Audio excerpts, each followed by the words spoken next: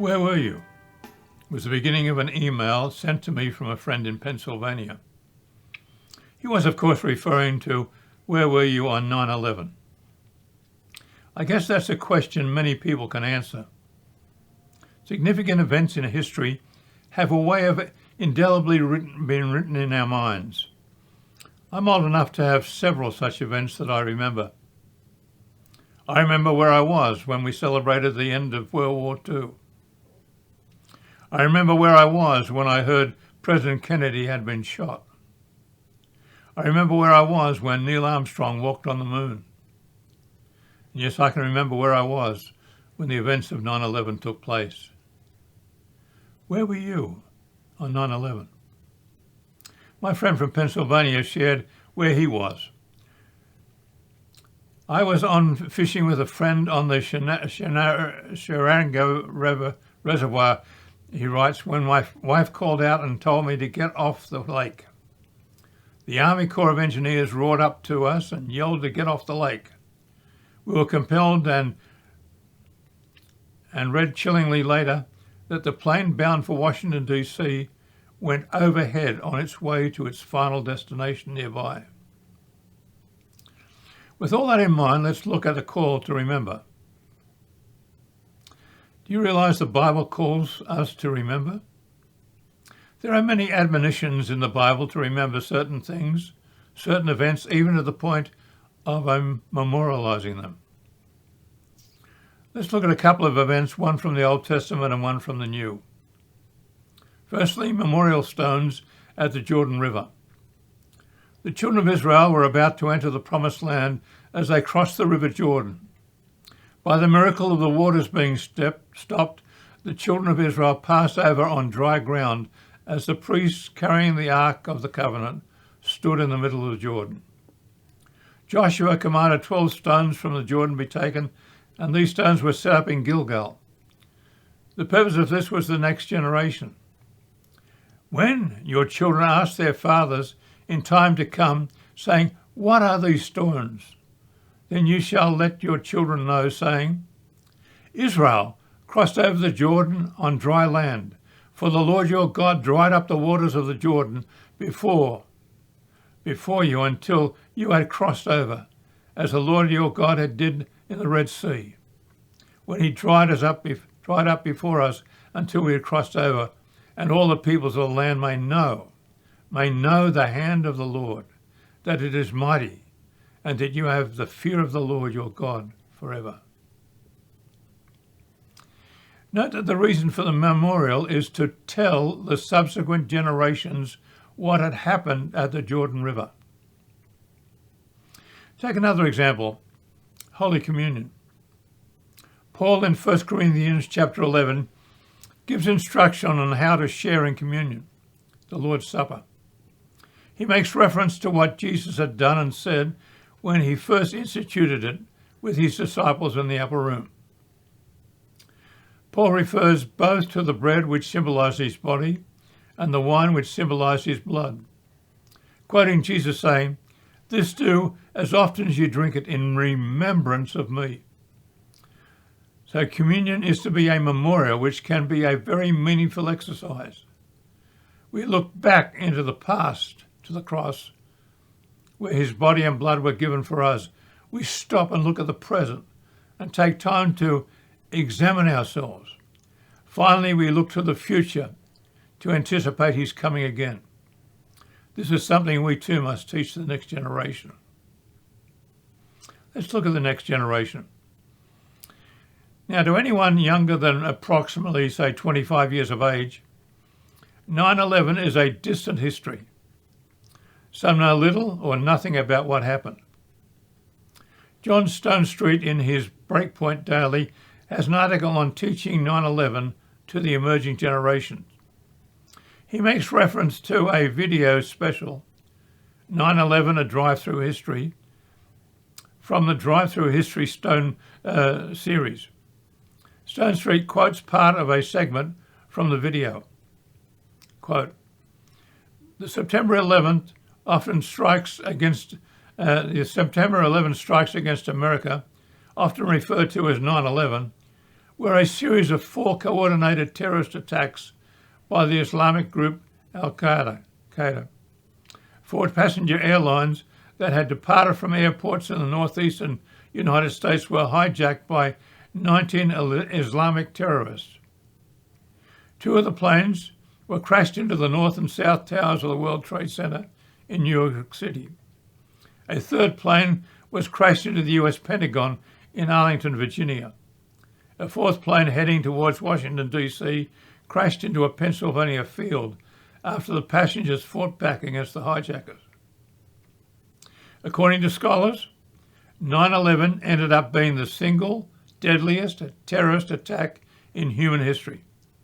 There were 2,977 people killed, over 25,000 injured, and more than $10 billion in property damage.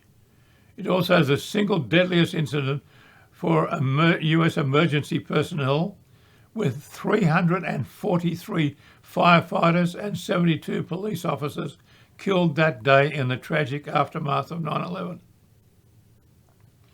It took 99 days for the New York City Fire Department to finally extinguish the smouldering fires at the World Trade Center. Then it took another 100 days to finally declare the cleanup and recovery operation over. In the end, about 2 million tons of tangled steel and rubble were removed from the site. Stone Street also included this reflection from the video. Indeed, 9/11 was a tragic, but I've never seen such American patriotism, unity, and resolve. While the country processed its grief, it also came together across religious, political, and ethnic divides. We were all just Americans. 9/11 is a day to remember an attack on our homeland, an attack on our freedom, an attack on our way of our very world view. It's also a day to remember our fallen Americans and our selfless heroes. It's a day to remind the new generation to stay vigilant in defending our country, our liberty, and our way of life. Once a year on the anniversary of 9/11, a special tribute in light fills the Manhattan skyline. 2 massive beams of light stretched towards the heavens, symbolizing the fallen Twin Towers. It's a profound way to remember the day we will never forget. Where was God on 9/11? We may all well know where we were on 9/11, but where was God? It is not the purpose of this Langstaff letter to fully answer that question.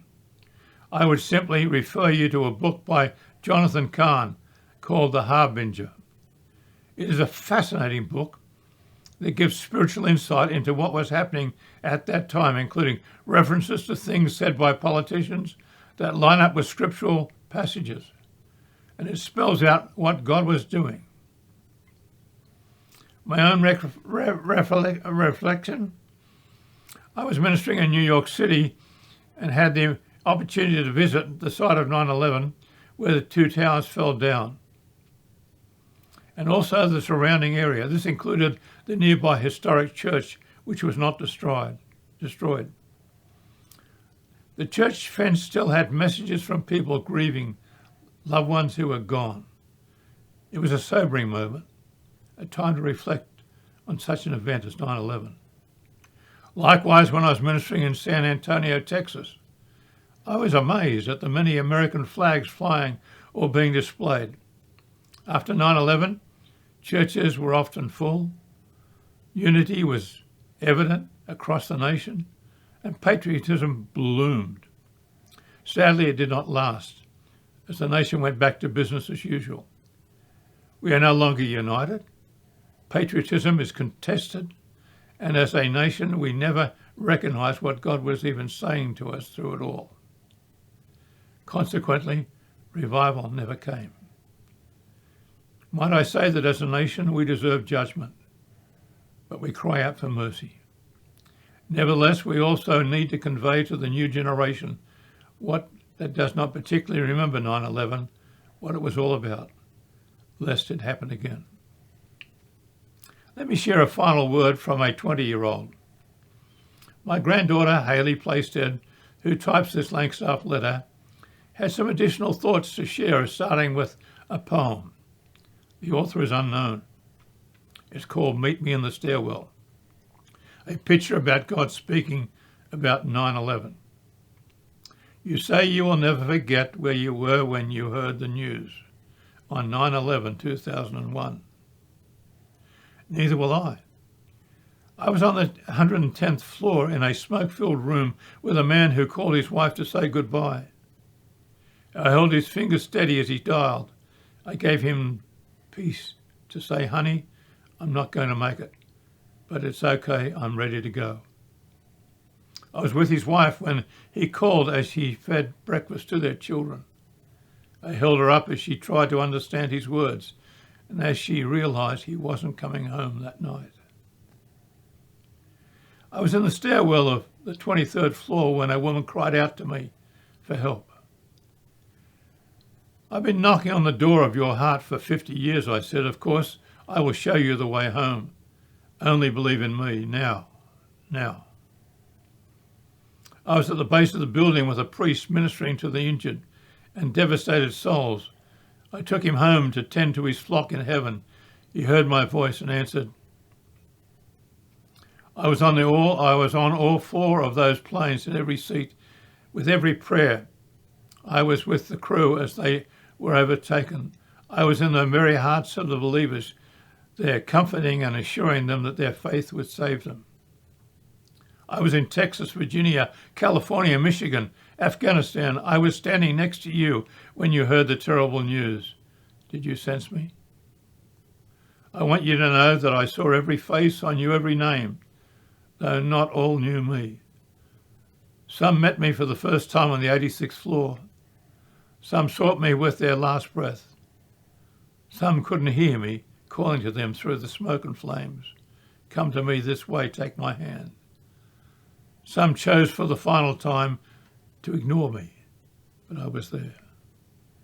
I did not place you in the tower that day.